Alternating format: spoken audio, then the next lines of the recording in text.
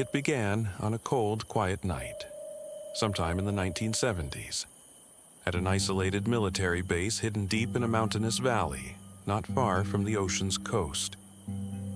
Private First Class Davies stepped outside for a cigarette. The crisp air stung his face, and the stars above twinkled in the black sky like eternal sentinels. As he took a drag, his gaze drifted upward. At first, he thought it was just another star, a bright one, shimmering slightly. But then it moved. Must be a satellite, He muttered, exhaling a plume of smoke. But the object stopped midair, hovering with an unnatural stillness. Its light intensified, glowing white, then pulsing with hues of orange and red. Davies froze, his cigarette hanging limply from his fingers. This wasn't a plane, or a star, or anything he'd ever seen. The orb floated silently above the base, bathing the ground below in an eerie glow.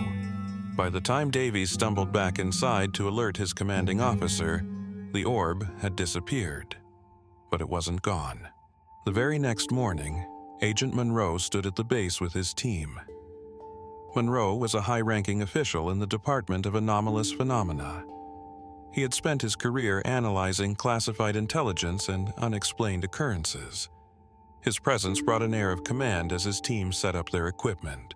Monroe wasn't here to investigate a simple light in the sky.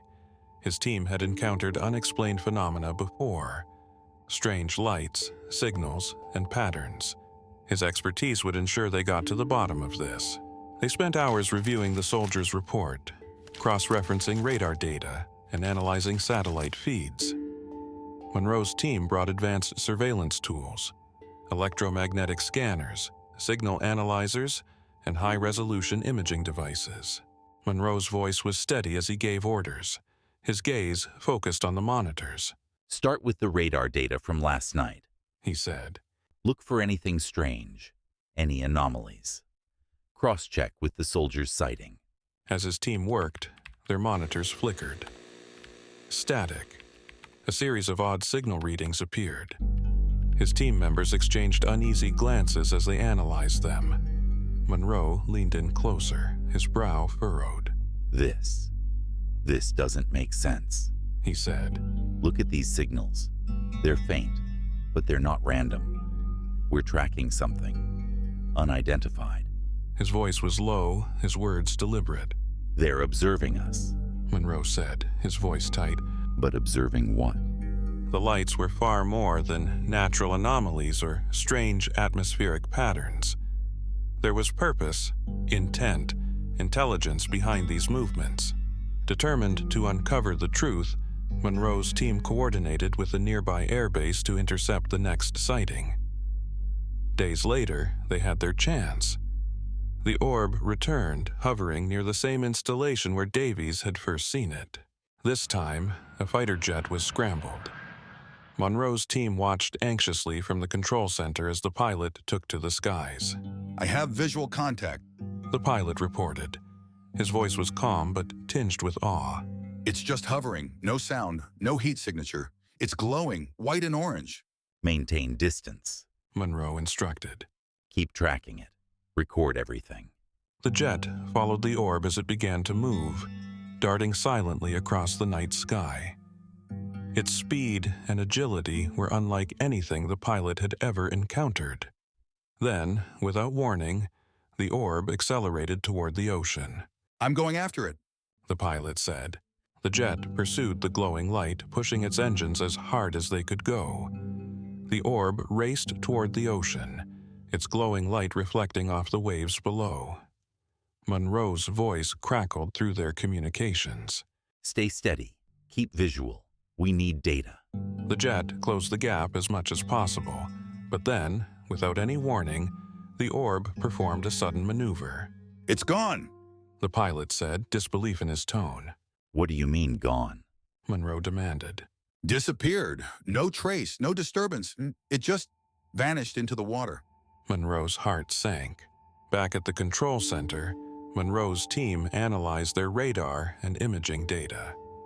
The jet's pursuit had provided confirmation.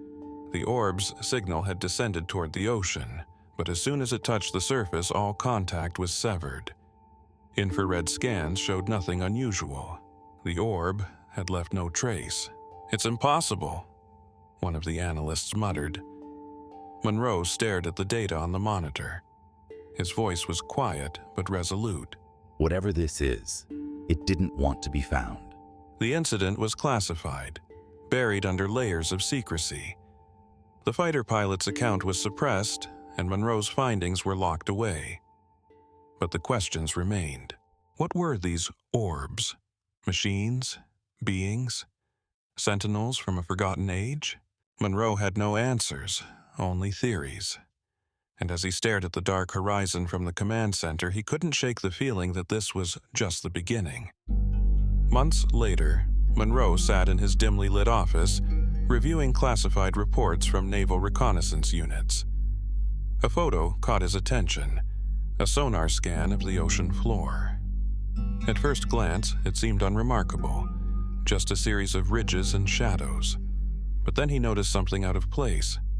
A perfect circular indentation, as if something massive had landed or burrowed into the seabed. Alongside the sonar image was an encrypted message. Movement detected. Coordinates attached. Monroe's pulse quickened. He leaned back, staring into the dim glow of his desk lamp. The orbs weren't just watching from above, they were below, waiting. To be continued. If you enjoyed this story, please leave a like and share your thoughts in the comments below. Thank you, and remember, this is only the beginning.